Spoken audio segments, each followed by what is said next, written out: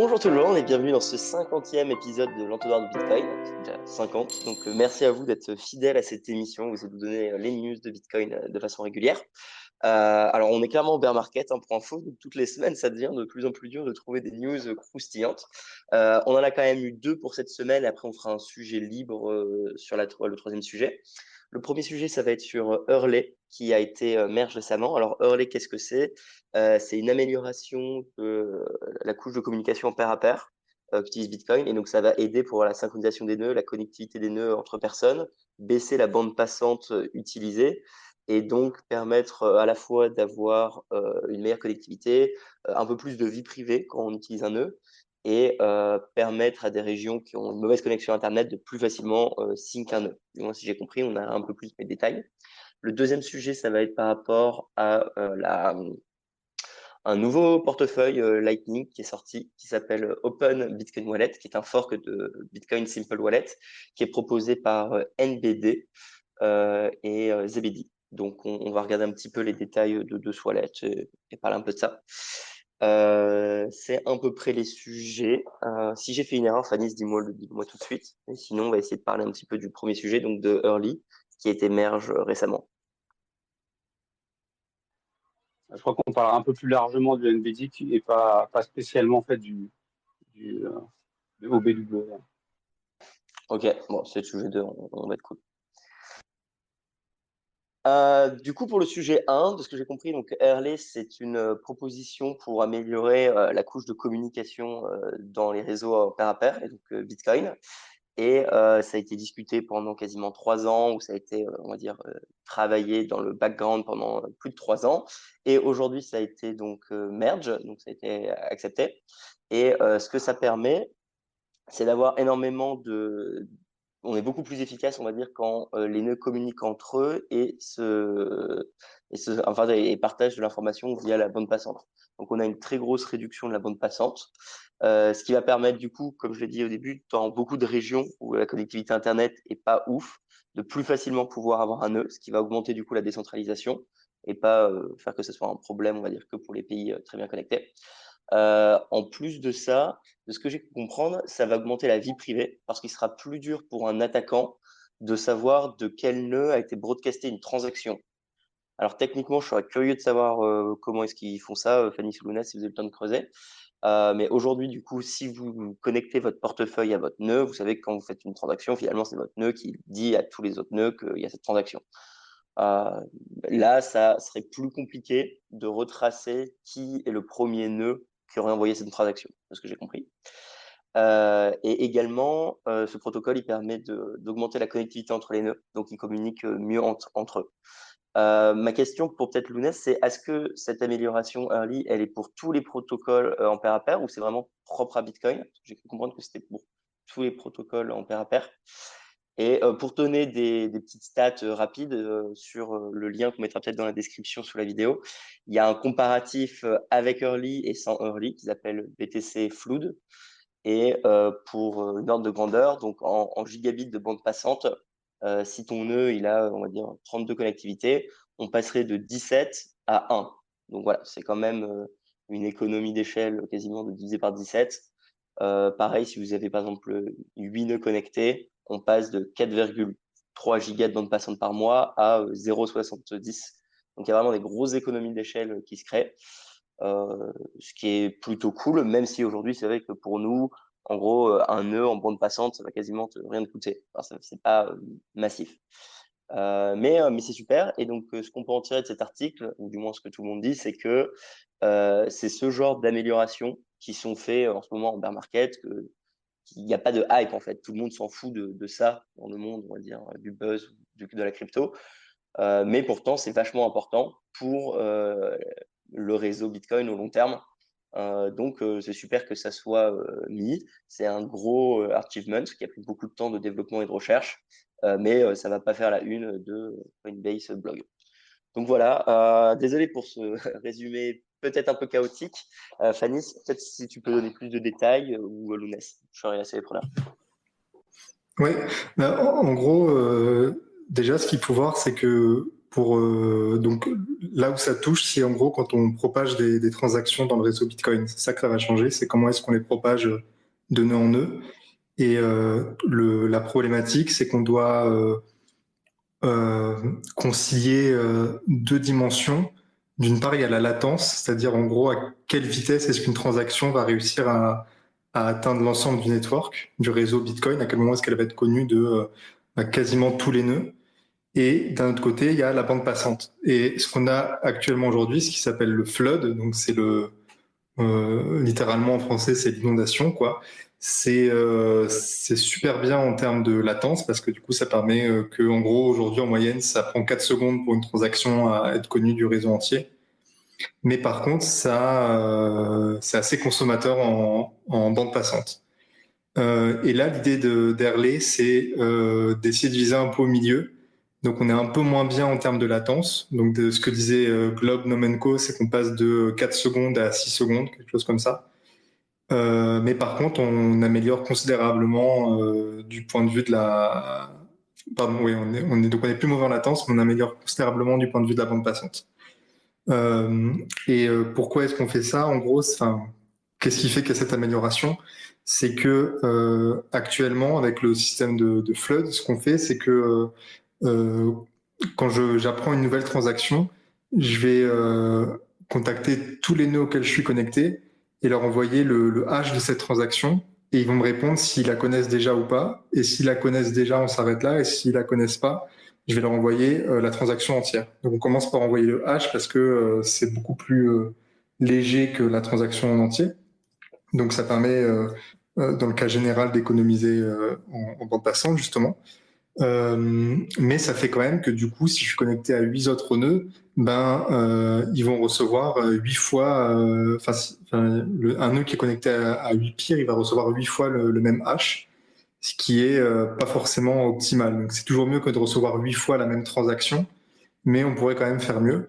Et donc Airlay, pour dire très simplement ce qui se passe, c'est qu'en gros, on a des réconciliations, donc on a une base qui reste un peu l'idée du flood, mais on a aussi des réconciliations où en gros, on va juste comparer deux sets de transactions et puis je vais voir, on va réussir à faire cette comparaison en envoyant assez peu de données et donc du coup, toute cette partie du on s'envoie des hashes, on va réussir à la réduire assez considérablement.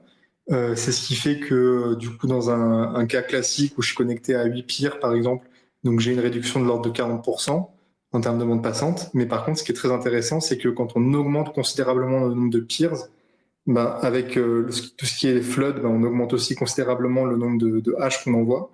Alors que là, du coup, on va avoir un intérêt qui est énorme et c'est pour ça qu'on aboutit, quand on a beaucoup de peers connectés, à une amélioration qui est énorme. Là, tu avais parlé de 17 fois moins de bande passante quand il y a beaucoup de peers auxquels on est connecté. Donc c'est là aussi où c'est particulièrement intéressant. Au prix du coup d'une latence qui n'est pas si énorme que ça. Voilà, on reste toujours dans de l'acceptable, quoi. Super, merci de l'explication. J'ai une question, par exemple, sur Umbrel, on est toujours connecté environ à 8 ou 9 nœuds. Est-ce qu'on considère que c'est 8 ou 9 nœuds parce que c'est assez par rapport à notre sécurité au réseau, ou est-ce qu'on s'est limité volontairement à 8 ou 9 parce que sinon, en effet, la bande passante explose si on est connecté, par exemple, à 32 nœuds, et donc c'est pas forcément intéressant. Euh, Pourquoi est-ce qu'on se connecte qu'à 8 nœuds? Et donc, si maintenant on a un Hurley, est-ce que naturellement nos Umbrel ou nos nœuds ils vont se connecter à beaucoup plus de paires ou pas? Là, c'est un peu les deux, c'est-à-dire qu'on considère effectivement que 8 nœuds, ça suffit pour être pas mal protégé par rapport à certains types d'attaques comme les éclipses, par exemple. Mais oui, effectivement, on est obligé de limiter un peu parce que sinon, si tu as une connexion qui est pas, voilà, si t'as une connexion qui est pas incroyable, tu vas pas pouvoir gérer une bande passante trop énorme. Et du coup, par rapport à ta deuxième question, en fait, ce qu'il faut voir aussi, c'est que Airlay distingue entre deux types de nœuds. Enfin, il y a les nœuds publics qui sont les gros nœuds, tu sais, qui sont déjà connectés en entrant et en sortant, c'est-à-dire qu'ils vont recevoir des connexions extérieures. Et donc ça, c'est pas le cas typiquement d'une Umbrel, par exemple.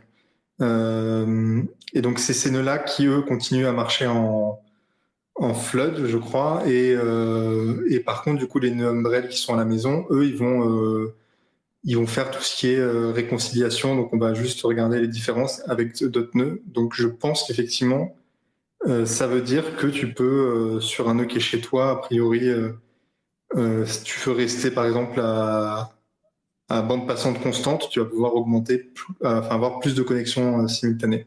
Mais je suis pas sûr que ça sera des connexions avec n'importe qui. Enfin, voilà, je sais pas trop exactement. Je pense que oui, mais pas sûr.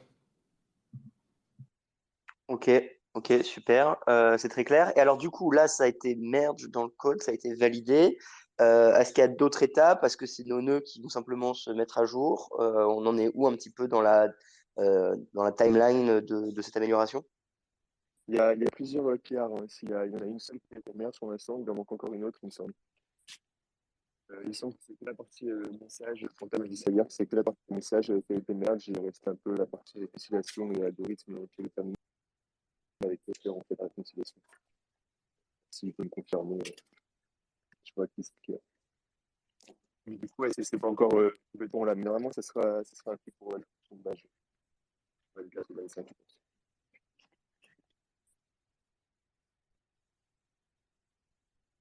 Est-ce que vous m'entendez bien là ou pas? Oui, Ok. Non, parce que j'ai eu des problèmes de connexion tout à l'heure, donc j'ai pas pu attraper au début. Pour ce qui est de l'histoire de nombre de connexions, alors oui, j'ai des choses à dire là-dessus. Oui, on pourrait les augmenter, mais en même temps, c'est pas non plus forcément très intéressant d'en mettre le maximum possible, étant donné ta bande passante. Parce que, en fait, le fait que le graphe du réseau soit pas complet, c'est-à-dire que tous les nœuds soient pas connectés les uns aux autres, littéralement directement, ça protège aussi des attaques sur le timing des transactions pour essayer de déterminer qui a broadcasté la transaction en premier. Donc, je sais pas si vous l'avez dit, mais Herley, en termes de privacy, c'est intéressant aussi parce que ça devient beaucoup plus dur de détecter qui a broadcasté la transaction en premier parce qu'on est en train, il y avait des temps aléatoires qui étaient ajoutés enfin, dans l'algorithme actuel de diffusion. Il y a des temps aléatoires d'attente qui sont ajoutés avant de propager une transaction pour essayer de protéger contre les attaques sur le timing, pour essayer de voir si il y a plus de chances que la transaction elle vienne de tel nœud, parce que manifestement, je reçois plus de messages concernant cette nouvelle transaction depuis ce groupe de nœuds qui est connecté à ce nœud-là, par exemple. Et donc, il y a des temps aléatoires qui sont ajoutés pour embrouiller un petit peu les choses. Et là, avec Harley, comme c'est un système de réconciliation à peu près toutes les 3 secondes, toutes les 5 secondes, je ne sais plus exactement, et ben, du coup, en fait, ça rend les timings très, très difficiles à repérer. Mais du coup, tu perds cet avantage si tu commences à te connecter trop et que du coup, un nœud de chaîne analysis, si par chance, par malchance plutôt, tu te connectes à un nœud de chaîne analysis parce que tu as augmenté le nombre de connexions que tu as, bah en fait, c'est pas très intéressant, quoi. Surtout que bon, tu vas, ok, dépenser plus de bande passante, mais en fait, la bande passante que tu consommes à te connecter à plus de nœuds, elle n'est pas vraiment intéressante. Ce qui est plutôt intéressant pour le réseau, c'est la bande passante que tu laisses pour que les nœuds puissent se connecter à toi. Parce que ce dont on a besoin, c'est des gens qui servent les autres nœuds, c'est des nœuds qui écoutent les autres nœuds, qui sont prêts à laisser des connexions arriver avec eux, qui eux continuent effectivement de faire du fluid. En tout cas, pour ce qui est des transactions qui viennent de l'extérieur pour eux. Quand c'est les gros nœuds publics, eux, ils continuent de faire de la réconciliation, mais uniquement avec les transactions qu'ils ont eux-mêmes initiées, les connexions qu'ils ont eux-mêmes initiées. Donc voilà, sur l'aspect connexion, le but c'est pas non plus d'avoir le plus de connexions entre les nœuds parce que c'est pas non plus très intéressant finalement d'avoir ça pour la privacy. Donc c'est pas dit qu'on ait une augmentation du nombre de connexions par défaut dans Bitcoin Core avec le reste du réseau. Et actuellement, le nombre de connexions, c'est 10. Il y en a effectivement 8 qui sont normales. Et il y en a 2, c'est uniquement des connexions où on s'envoie les blocs et pas les transactions. Et donc, effectivement, ça ne fait pas partie des 8 connexions où on se transfère des transactions. Sur ce qui est de l'état du projet actuellement, donc effectivement, ce qui a été merge, c'est une PR qui est très ancienne, qui est très importante, mais il en reste encore une. En fait, la PR, enfin, ce qui a été merge dans le code, c'est le standard de messages que vont s'envoyer les nœuds les uns aux autres pour faire les réconciliations, pour demander une réconciliation, pour montrer qu'ils supportent Erlay et qu'ils sont prêts à faire des réconciliations. Mais ce qui manque actuellement, c'est l'implémentation de quand est-ce qu'on décide de se présenter comme un nœud public et de commencer à accepter les réconciliations. C'est des paramètres un peu plus internes. Donc ça, pour l'instant, ça n'a pas encore été fait. Et c'est aussi des paramètres par connexion. Pour l'instant, c'est juste le fonctionnement, il est fait, mais c'est quand est-ce c'est l'interrupteur en fait qui manque en fait à implémenter. Voilà. Mais enfin, je pense que ce sera moins coûteux comme PR, mais j'ai pas regardé en détail, faudra voir. Bon, en tout cas, ça montre que le projet avance et c'est rassurant parce que ça faisait quand même un certain temps qu'on n'avait plus de nouvelles, quoi. Voilà. Super, c'est super clair et précis. Merci beaucoup à toi, Fanta. Si vous avez des questions, surtout, n'hésitez pas en bas à gauche à prendre la parole si vous avez des craintes ou des choses à dire. Après, j'ai l'impression que tout le monde est plutôt d'accord pour dire que c'est une bonne chose. Si c'est merde, je sais que généralement tout le monde est d'accord. Et ça a l'air quand même super utile, comme tu l'as dit, pour la vie privée et pour les gens qui ont une mauvaise connexion. On pense évidemment Afrique, Amérique centrale, campagne profonde, bref, un peu partout. Est-ce qu'il y a encore quelque chose à dire sur ce sujet ou pas, Fanny? Sinon, j'attaque le sujet 2. Non, moi, j'ai rien à dire de plus. J'ai rien de plus non plus, à part que c'est notre space cake de mercredi. Donc avec Panda, on va parler en détail de comment ça fonctionne et tout. Si vous voulez nous rejoindre dans notre vie. Ouais, on va essayer de voir un peu comment c'est fait, les sketchs et tout. On va sûrement s'intéresser à tout ça. Voilà, donc si vous voulez encore vous faire mal à la tête, sachez que le Space Cake du mercredi, ça va en détail très très technique. Merci beaucoup à vous de le faire. Il est réhébergé chez Découvre Bitcoin sur le podcast et le nouveau site entonnoir.space. Du coup, on va bouger donc sur le deuxième sujet, qui est en fait un sujet sur NBD. Plus largement, du coup, NBD, qu'est-ce que c'est? C'est une initiative open source pour développer des outils pour aider à Bitcoin. C'est par Zebedee. Zebedee, on en a déjà parlé. C'est ceux qui avaient créé un mode pour Counter-Strike, pour jouer avec des SAT, par exemple. Moi, je sais que c'est comme ça que je m'en souviens. En gros, ça permettait vraiment de rendre un jeu vidéo Lightning compatible, on va dire, pour que si tu tues quelqu'un, tu récupères 10 SAT. La partie, il y a 1000 SAT en jeu pour le gagnant, etc. Donc moi, Zebedee, je le connais pour la partie jeu vidéo Lightning. Peut-être que depuis, j'avoue que j'ai pas trop suivi le projet, ça a peut-être beaucoup grossi. En tout cas, leur initiative NBD fait énormément de choses. Donc il y a le OBW, donc le Open Bitcoin Wallet, qui est une sorte de nouveau wallet open source très complet, qui fait donc du non custodial Lightning et on-chain avec des hosted channels. Ils ont d'autres projets comme Poncho, qui sont des plugins pour Core Lightning. Et il y a Clich, qui est un node Lightning, si j'ai bien compris. Immortan, SatAddress, LN Decoder pour décoder des QR codes. Bref, c'est un petit rabbit-hole à eux-mêmes de projets open source. Je pense que du coup, je vais laisser Fanny s'en parler, vu que j'ai vu que tu l'as mis dans ta newsletter Lightning. Enfin, c'est pas une newsletter, dans ton article récap des news Lightning par semaine. Je ne sais pas si tu veux parler en particulier de Open Bitcoin Wallet ou du projet en général. Ouais, du coup, Zebedee, effectivement, leur créneau actuellement, c'est plutôt le gaming Bitcoin. Donc, tu as mentionné, effectivement, ils ont un mode Counter-Strike où tu peux gagner des sats à chaque kill. Puis, ils ont pas mal d'autres jeux, en fait. Et donc, ils ont développé aussi un wallet qui va avec. Et donc, voilà, globalement, leur créneau, j'ai l'impression que c'est d'essayer de participer à l'adoption via cet axe-là. Et l'idée avec NBD, donc No Big Deal, c'est d'avoir une entité Zebedee qui soit dédiée à participer à l'open source. Donc ils ont FiatJaf, qui est assez connu, voilà, qui est assez prolifique dans le monde de l'open source, Bitcoin et Lightning, à qui on doit aussi Noster, dont on a déjà pas mal parlé. Et donc qui a rejoint Zebedee, et donc qui en gros est le développeur principal qui push des trucs côté NBD. Et qui est aussi un promoteur assez important de tout ce qui est hosted channel. Donc pour rappel, les hosted channels, c'est des canaux qui sont un peu particuliers parce qu'ils sont pas backés par une vraie UTXO. Et donc en fait, c'est des canaux virtuels, ce qui sous-entend qu'ils sont custodiaux. Donc les fonds que vous auriez sur un hosted channel, ne sont pas vraiment à vous du point de vue purement cryptographique. Ils sont gérés quand même, ils sont rattachés à la clé privée, on va dire, de la personne qui vous fournit le state channel et qui vous donne en fait juste des reconnaissances de dette en quelque sorte. Mais c'est quand même mieux que la plupart des systèmes custodiaux parce que vous calculez vous-même les routes quand vous envoyez des fonds. Vous avez aussi des preuves si jamais le custodian s'en va avec vos fonds, vous avez des preuves qu'il vous devez de l'argent.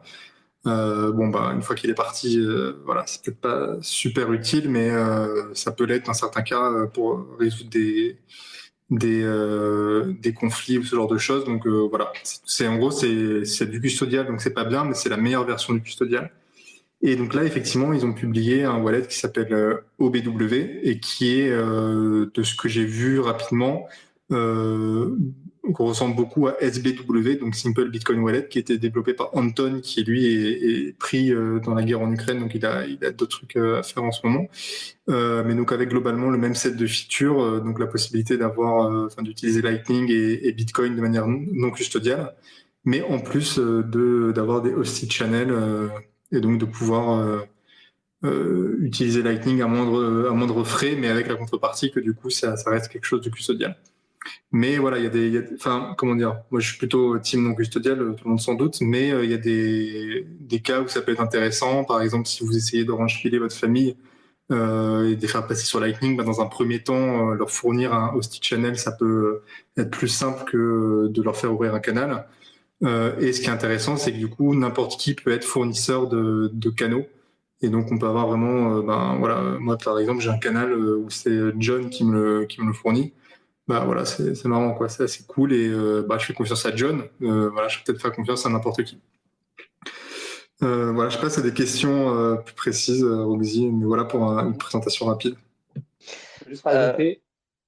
Attends, Vas-y, je voulais John. rajouter, dans toute la liste des applications dont tu parlais là, c'est FiatJaf qui a largement contribué. Donc, tu citais Ponjo et Cliff, donc c'est deux solutions moi que j'utilise. Et donc, voilà, je vois vraiment un peu son état d'esprit. L'objet, en fait, c'était aussi surtout, c'est pour paraphraser ce que tu disais, Alice, c'est plutôt pour abaisser en fait la marche du non custodial sur Lightning, puisqu'en fait, actuellement, on a vraiment ça se sépare en fait entre deux solutions, même si effectivement il y a des nuances entre les solutions, mais c'est soit on est custodial, soit on est non custodial. Et en fait, cette histoire de hosted channel, ça vient vraiment améliorer les wallets custodiaux. Et l'avantage qu'on a là-dedans, c'est que là, tu disais, tu étais connecté à mon propre nœud avec un hosted channel, mais l'objet, c'est plutôt d'avoir plusieurs fournisseurs de hosted channel. Et donc, on a un wallet, par exemple, avec par exemple 10 fournisseurs de hosted channel, ce qui permet de mitiger les risques. C'est un peu comme si vous étiez, pour avoir accès à Internet, vous utilisiez en même temps 10 fournisseurs d'accès à Internet. C'est un peu le même ordre d'idée. Et puis, on pourrait s'y connecter en fait, à 10 autres en plus. Et donc, s'il y en a un qui nous lâche, il y a des fonds qui vont être perdus et bon, on peut encore les changer. Mais l'idée, c'est vraiment d'ouvrir complètement en fait, la custodie qui est actuellement vraiment très captive. C'est un des problèmes, par exemple, on a avec Wallet of Satoshi, on est très enfermé dans l'écosystème. Alors que là, le but, c'est vraiment plus l'ouverture.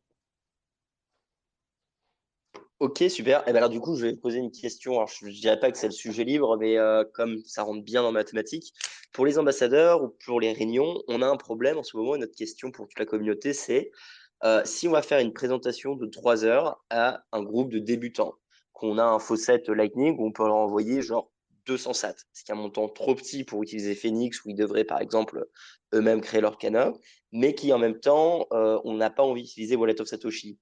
Est-ce que là, utiliser Simple Bitcoin Wallet ou alors son nouveau fork, du coup Open Bitcoin Wallet, peut résoudre notre problème et être un peu le portefeuille couteau suisse un peu custodial, mais pas trop custodial Lightning pour tous ces débutants en mode on a vraiment 40 boomers et des débutants, on leur dit télécharger ce portefeuille, scanner ce QR code ils reçoivent leur premier Bitcoin, mais c'est pas 100% custodial, style wallet of Satoshi. Je sais pas si ma question est claire, mais c'est ça qu'on essaie d'avoir comme solution. Et personne n'est d'accord sur quel wallet utiliser. Euh, alors, je vais répondre ouais, carrément. Le seul truc, c'est que au tout début, il n'y a aucun channel de montée, je crois. Donc, il faut. Alors, ça peut se modifier, hein, mais Simple Bitcoin Wallet, à l'origine, il avait déjà, je crois, je crois que c'est ça, un Fanny, il avait un outil de channel préétabli. Maintenant, je crois que ce n'est plus le cas, mais je pense que ça pourrait se faire évoluer et même en avoir vraiment plusieurs à la fois. Mais ouais, carrément, c'est une solution qui permet, au lieu d'utiliser, comme tu dis, Wallet of Satoshi ou Blue Wallet, et d'être vraiment sur un seul custodian, bah là, au moins, on peut être sur un ou plusieurs avec une meilleure gestion en fait de la confidentialité aussi. Mais ouais, carrément, ça peut être une solution. Et alors, autre question technique, quand tu dis on peut avoir plusieurs custodiales, est-ce que le custodial, ça peut être genre Découvre Bitcoin qui a simplement un gros canot? Est-ce que ça peut être toi également? Est-ce qu'on peut prendre genre 10 sociétés France, par exemple, je sais pas, StackingSat offre également un système de canaux et donc finalement le custodial est partagé entre toutes les personnes de confiance, on va dire, de l'écosystème Bitcoin France ou autre chose? Ou est-ce que c'est vraiment des très très grosses sociétés qui offrent ça? Ce serait quoi la limite en fait de tous ces canaux que tu parles? Euh, alors techniquement, aucun au delta près qu'en fait, contrairement à ce que dit Fanny, tout le monde ne peut pas le faire puisque actuellement, donc les deux seules implémentations qui proposent via des systèmes de plugins et aussi channel, donc c'est Core Lightning et Clair. Et sur LND, il n'y a pas de, pour l'instant, il n'y a pas de solution technique. Donc, c'est-à-dire que pour l'instant, Umbrel ne peut pas fournir des. Enfin, si maintenant ils peuvent, enfin, alors les Umbrel pour l'instant, je crois qu'ils peuvent pas encore le faire, mais ils pourraient le faire avec le nœud Core Lightning intégré. Euh, et donc, après, c'est un problème plus de confiance, de liability, en fait. Puisque si on commence à dire, bah, c'est John qui fournit, puis c'est des Bitcoin, etc. Donc, c'est des personnes qui sont un peu connues, donc on sait à peu près où les retrouver. Euh, donc, ça repose plus sur un aspect de. On réintègre un peu de confiance, mais moins que sur les nœuds, que sur des nœuds Lightning. Le mec de Wallet of Satoshi, si un jour il se barre, il ferme son nœud parce que ça lui coûte trop cher ou quoi que ce soit, bah, il se barre aussi avec la thune, quoi. Donc, tu vois, c'est plus un problème de liability que technique. Ouais, et également du coup la loi, parce que je pense que des Bitcoin, ça m'étonnerait qu'ils tolèrent que je fasse du custodial pour tout le monde. Donc, ok, à réfléchir. Il faudrait trouver peut-être des trucs suisses. Bon. Fanny, t'as la main levée? Ouais, tu avais aussi parlé de. Enfin, j'avais l'impression dans ta question qu'il y avait une dimension de est-ce qu'il faut beaucoup d'infrastructures côté Lightning, est-ce qu'il faut beaucoup de canaux. Mais du coup, les hosted channels, sont virtuels. Donc toi, tu peux avoir un seul gros canal et quand même fournir 10 canaux hébergés à 10 personnes différentes. Et tu peux même techniquement leur fournir de la liquidité que tu n'as pas vraiment. Mais bon, là, c'est de la réserve fractionnaire, donc on n'aime pas trop ça. Mais a priori, tu vois, tu pourrais avoir un gros canal avec 2 millions de sats et ouvrir dessus sans problème 10 canaux de 100 000 sats chacun. Il n'y a pas de souci par rapport à ça.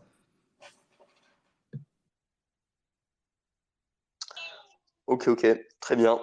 Et alors moi, juste question conne, hein, mais pourquoi c'est dans nos news NBD? Genre, ils ont sorti un truc pile cette semaine ou c'est juste parce qu'on voulait en parler? Ils ont sorti NBD cette semaine, enfin la Ah semaine ouais, d'accord. dernière. Ils ont rassemblé tous leurs projets sous un nom, c'est pour ça. Ok, compris. C'est ça. Ouais, c'est ça. Et le wallet, du coup, pour le coup, le wallet, je suis pas sûr, enfin, je l'avais pas vu passer sinon. Parce que tous les autres projets, effectivement, je les connaissais déjà comme étant des trucs que faisait Fiatjaf, mais en fait, apparemment, il les faisait déjà depuis un certain temps en tant que mec qui bosse chez NBD. Mais Open Bitcoin Wallet, moi, je l'avais pas vu passer encore. Donc, je sais pas si c'est juste que je l'avais pas vu ou si c'est que c'est un truc un peu plus nouveau. J'avais partagé que c'est dans le groupe, je l'avais découvert récemment. Je sais plus trop bien comment, mais quand tu regardes, ça fait un moment qu'il travaille dessus. En fait, le truc de Fiatjaf, c'est que il a, enfin, il est énormément prolifique, il énerve énormément de monde. Euh, et en fait, il y a des choses sur lesquelles on sait qu'il travaille et les autres choses où il en parle pas encore. Poncho, avant de le communiquer, ça faisait quand même quelques temps qu'il travaillait dessus. Et puis en plus, comme il est très efficace dans ce qu'il produit, hein, il va sortir quand même beaucoup de solutions, quoi. Donc c'est aussi pour ça que on n'a peut-être pas eu le temps de le voir. C'est que entre le moment où il a commencé ses trucs, la manière dont il communique à ce sujet, parce qu'il a des problèmes de communication, ce garçon, en fait, on n'a pas trop le temps de se retourner, quoi. Je suis sur son GitHub. Je pense que c'était il y a 5 jours où il a fait un gros push parce que quasiment tout est il y a 5 jours. Et sinon, c'était il y a 4 mois et il a signé licence il y a 12 mois. Donc, ouais, en 1 an, à mon avis, à bosser dessus. Sachant que du coup, comme on dit, c'est un fork de Simple Bitcoin Wallet qui était relativement bien. J'étais assez surpris quand je l'avais testé pour le coup. Et j'ai pas eu le temps de tester Open Bitcoin Wallet. Donc, Il a un côté un peu austère, mais quand tu regardes les deux, en fait, moi, j'ai les deux sur mon téléphone. Enfin, le look and feel, il y a quelques petits ajustements d'UX, mais sinon, d'UI, pardon. Mais sinon, c'est le look and feel, il est le même. Et il est quand même, on va pas se mentir, il est quand même plutôt austère par rapport à un Phoenix qui est un peu plus sexy. ouais, du coup, le balancer à plein de no-coiners comme un premier portefeuille Bitcoin, c'est peut-être pas non plus très sexy. Ok, donc on va trouver, on va trouver. Franchement, je sais pas à quel point ça peut influencer. Il y a plein de wallets qui ont l'air sexy, mais en fait, qui sont inutilisables, quoi. Ok, super. Écoutez, si vous avez d'autres questions par rapport à NBD, n'hésitez pas à prendre la parole en bas à gauche, vous aussi. Sinon, je continue, tout simplement. Bon, je continue. Pour info, on a une newsletter l'entonnoir du Bitcoin. Donc, si jamais, des fois, vous voulez juste les récaps écrits, on vous l'envoie le lundi matin. C'est gratuit. N'hésitez pas à la suivre. Du coup, oui. Alors, sujet 3, c'est sujet libre. Donc, on discutera un peu de ce qu'on veut. On avait quand même noté, nous, plusieurs autres news qu'on n'a peut-être pas creusé de notre côté. Il y avait le Bitcoin Mining Council qui a fait son rapport numéro 3. Voilà. Je pense que tout le monde est au courant de qu'est-ce que c'est ce genre de rapport. Donc, si jamais vous êtes passionné de minage, vous aurez le lien dans la description. Je vous invite à vous-même aller un petit peu l'explorer. J'avoue que personnellement, ce week-end, j'étais plutôt pris, j'ai pas eu le temps de regarder. Et également, il y avait Jack qui a annoncé la création d'un réseau social décentralisé, AT Protocol. Idem, j'ai pas eu le temps de regarder la doc, mais Jack étant depuis un certain temps quand même pour la décentralisation, et il a dit clairement qu'il y avait pas mal de problèmes. Peut-être qu'il fera un truc bien. Après, c'est assez ironique venant de sa part, vu que bon, on va pas dire que Twitter soit le truc le plus On a décentralisé au parlé monde. plusieurs fois de Blue Sky de Jack à l'entonnoir. Ouais, Et, mais là maintenant c'est sorti, c'est et ça? ouais, Blue Sky, du coup, Blue Sky, c'est l'équipe de Jack et qui travaille sur un réseau social décentralisé. Et ils ont annoncé cette semaine, ils ont sorti beaucoup de specs de la protocole et qui justement serait un réseau social fédéré un peu à la Matrix. Ouais. Donc voilà, il y a des specs, il y a pas de développeurs et tout, donc ça fait pas doucement, quoi. Ils ont bien bossé. Ok, ok. Et voilà, et comme je disais au début de l'émission, franchement, on est en bear market, hein, les gars. C'est pour vous donner un petit peu les news, nous, de notre côté. Toutes les semaines, on se demande c'est quoi nos sujets. Enfin, je vais être assez honnête. On est Aujourd'hui, je assez suis avec souvent en Lounès PLS de pour un nouvel sujets, donc on essaie de vous trouver des trucs un peu épisode cool. de notre Mais, série. c'est le bear market et je pense que beaucoup de sociétés en fait gardent leurs vidéos, leurs news, leurs gros updates pour quand le marché va tourner parce que indirectement ils ont besoin de ces. Enfin, si tu le sors maintenant, ça va pas avoir un très gros impact. Donc il y a malheureusement pas grand chose à se mettre sous la main. Limite Fanny, je sais pas si tu veux parler un petit peu des autres news Lightning que tu as mis dans ta newsletter. J'ai vu qu'il y avait quand même pas mal de choses écrites de ton côté. Ouais, je sais pas où tu l'as vu parce qu'elle n'est pas publiée, celle de cette semaine, mais ouais, mais déjà un truc cool. Enfin, on n'a pas parlé, on les attendait depuis un certain temps. Et je crois que du coup le gâteau est un peu retombé, mais il y a Impervious là qui a release leur browser qui permet de faire ouvrir des gros guillemets des vidéo calls via Lightning. Alors en fait, c'est que la mise en relation initiale hein, qui se passe par Lightning. Et il y a Kit aussi qui fait la même chose, mais sans passer par Lightning, qui maintenant supporte les paiements Lightning. Kik, je crois qu'on en avait parlé aussi, mais je suis plus sûr. Qui envoient un truc, je sais pas. Vas-y. Je vais te couper parce que Hyperbus, j'ai un peu testé et je comprends pas très bien parce que euh, en gros, tu peux faire du chat, par exemple, pair à pair, tu peux faire des échanges de fichiers sans te connecter à un nœud Lightning. Et donc là, tu te dis bah, comment ça marche? C'est censé utiliser Lightning et là, on voit qu'en fait, c'est opt-in. Donc du coup, tu dis est-ce qu'ils ont fait évoluer des choses ou quoi que ce soit? Là, c'est pas très clair en fait sur la manière dont ils ont pivoté, s'ils ont pivoté. Ok, Et moi, intéressant. s'ils arrivent à se passer de Lightning,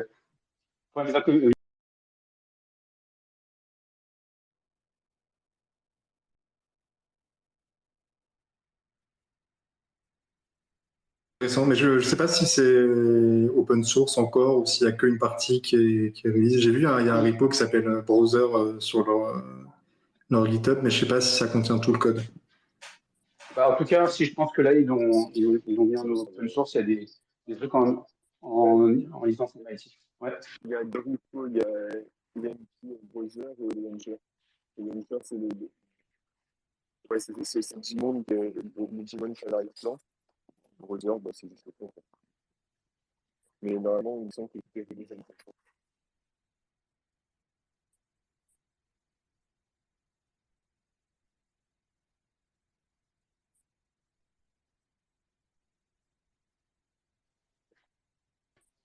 Le truc cool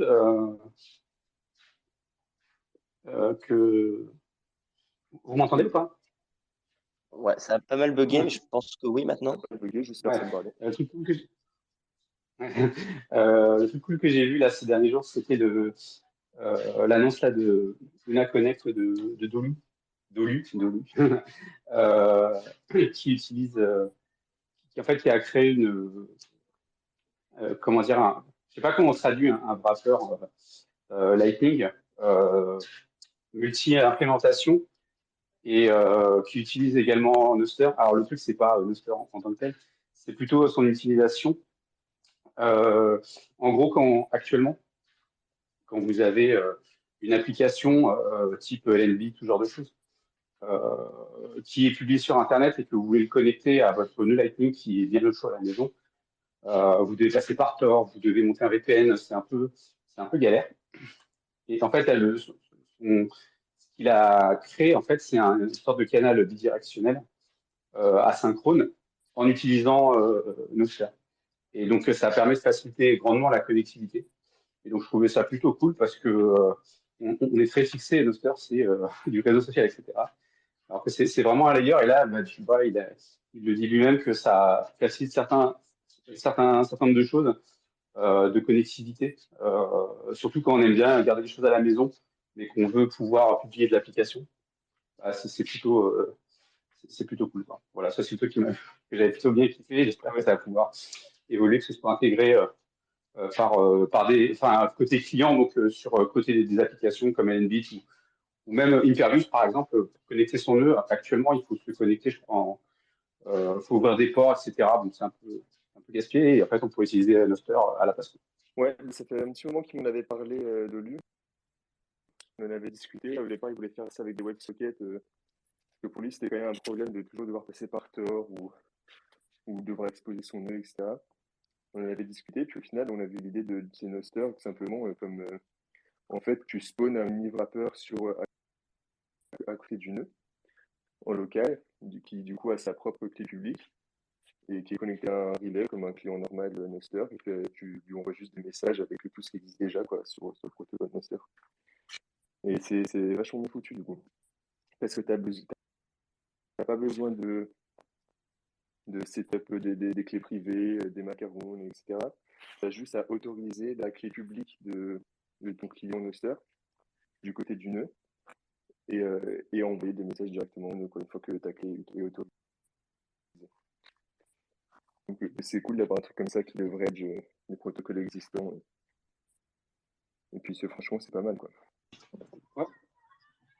Ouais, et carrément, en plus, ça me fait penser un petit peu que Tor, on a vu que c'est c'est quand même bien la misère. Et il y en a qui ont même travaillé sur des concepts de CoinJoin pour réconcilier en fait la construction des CoinJoin. Et là actuellement, par exemple, Samurai avec Soroban, il passe par Tor. Et en fait, en alternative ou en solution de backup quand Tor est un peu en PLS, bah, il pourrait utiliser par exemple Nostr, par exemple. Donc, il y a plein de choses à penser là-dessus. Et c'est que le début, je trouve ça vraiment cool. Les gars qui disent un peu ces solutions-là.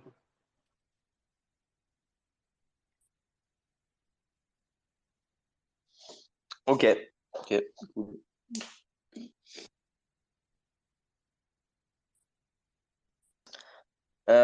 Écoutez, si quelqu'un veut parler d'un sujet spécifique, bah, du coup, on est vraiment en libre micro. Donc, prenez la parole en bas à gauche.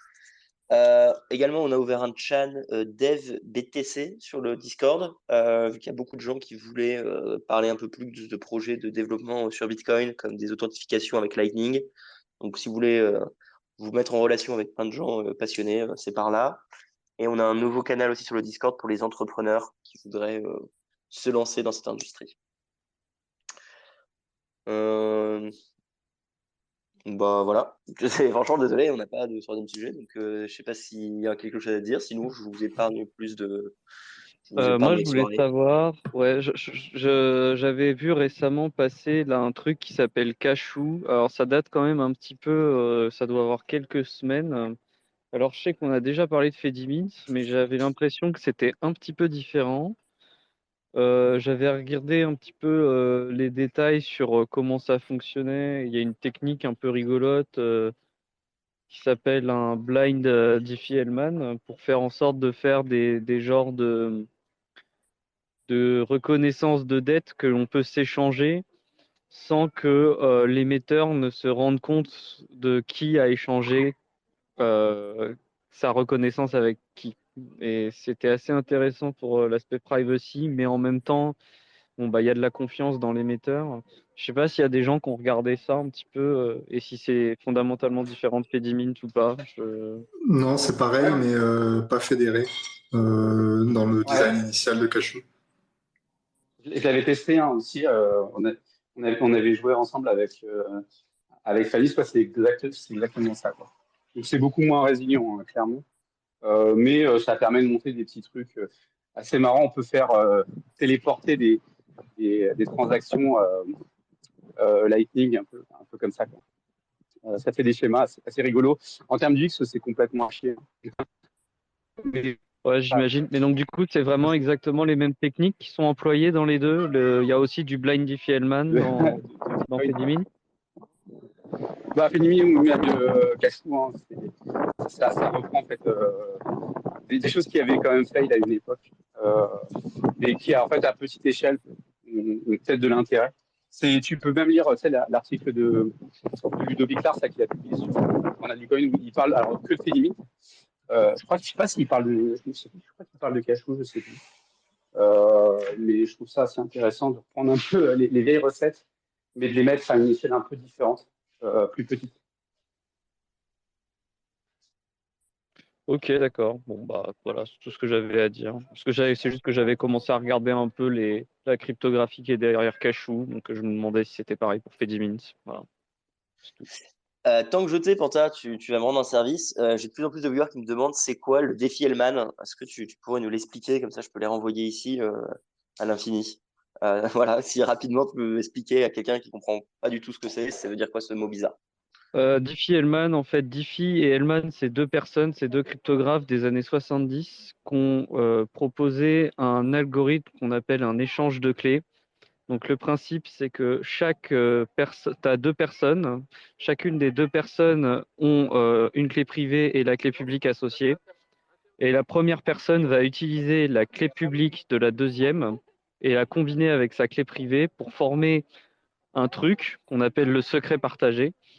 Et en fait, la deuxième personne, une fois qu'elle sait qu'elle doit qu'elle va rentrer en interaction avec la première, elle peut elle aussi prendre la clé publique de la première personne et la combiner avec sa propre clé privée. et elle va obtenir exactement le même résultat que la première personne quand elle l'a fait l'inverse. Donc ça, c'est une égalité en fait de groupe. Enfin bon, c'est une égalité mathématique et donc c'est utilisé pour créer comme ça une valeur secrète sans qu'on se la communique, mais ensemble, on va pouvoir créer une valeur secrète sans se la communiquer et on va l'utiliser ensuite pour chiffrer nos communications en général. Voilà. Alors après, pour ce qui est des mathématiques derrière, euh, bon, c'est pas très compliqué, mais à expliquer, c'est sans écrire l'équation, c'est un petit peu difficile, quoi. Voilà. Écoute, ça me semble parfait. Allez, lire Personnellement, j'ai compris, c'était clair, donc je pense que ça répond. 47, il explique bien comment ça fonctionne. Ok, Avec nickel. des schémas et tout. Ouais, il fait des trucs bien, Loïc. Moi, je l'aime bien. Bonjour, Loïc. Et merci encore pour Crypto 301. Ça fait plaisir à beaucoup de gens. Tout le monde est content. Écoutez, vu qu'il n'y a pas de truc, je vais vous faire une petite conclusion. Juste pour vous prévenir, du coup, parlant de Loïc et Crypto 301, la prochaine formation qui sort sur la chaîne YouTube et sur l'académie, ce sera une formation Bitcoin non KYC qui est produite entre moi et Pierre, un bénévole. Pierre nous a déjà fait des vidéos du coup sur BISC Si vous m'entendez, en on va deux pouvoir, parties. je pense, hein. Je sais pas si c'est juste que personne parle ou Ah, si on je m'entend vous dis, pas? mais Moi, je t'entends, mais pas Lounès, manifestement. Ah oui, non, non, Younes, j'entends m'entendait pas, pas. ok, c'était particulier. J'entends Tanis. Moi, je Ah vous merde, mais laisse on m'entend les continuer. autres? Moi, je t'entends en tout cas. Je sais pas si d'autres personnes t'entendent, mais moi, je t'entends, oui. Sinon, il n'y a que nous deux. C'est le principal. Bah, je vais continuer le Bon, monologue bisous tout le en monde, disant alors. que les gens m'entendent. Bisous, Younes. Bref, tout ça pour dire que après les dernières vidéos de Loïc avec une interview de Panda et tout bazar, la prochaine formation qui sort, c'est Bitcoin non KYC avec du coup un tuto de Robosat, un tuto de LNP 2bot, un tuto de Sideshift, un tuto de BISC, une explication des différents types de KYC. Moi, je fais une interview de Steph de Pitch Wallet. Je fais une démo un ATM Bitcoin et je pense que c'est à peu près tout en termes d'achat non KYC. Ah oui, et je fais aussi l'éloge de la vie privée et pourquoi n'avoir rien à cacher, c'est pas forcément grave. Donc sachez que c'est la prochaine formation qui devrait sortir juste après celle de Loïc, tout simplement. Ça étant dit, bah, je vous fais des petits bisous et je vous souhaite un excellent bon dimanche, enfin fin de dimanche. Bon début de semaine à vous tous. Merci beaucoup d'être venus et merci Fanny, Spanta, John et Younes qui s'est déjà barré pour les explications. De rien, salut. Il Merci m'entendait beaucoup. Fanny, Spanta, donc c'est bon. C'est pas que toi, Fanny. Bisous. Non, il y a pas comment on n'était pas que deux. Ouais, ça va. Bisous, Allez, bisous. bisous à vous tous. N'oubliez pas de liker, partager. Merci à nos Patreons. Merci à Gelex pour tout le boulot que tu fais ces derniers temps et welcome. Et pour tout le monde, on se voit très bientôt. Salut. Bisous. Bisous. Merci d'avoir écouté notre podcast, j'espère qu'il vous a plu. N'hésitez pas à le partager sur les réseaux et nous mettre une note sur votre plateforme de podcast préférée, ça nous aide énormément. Ceci était une production Découvre Bitcoin, je vous retrouve très bientôt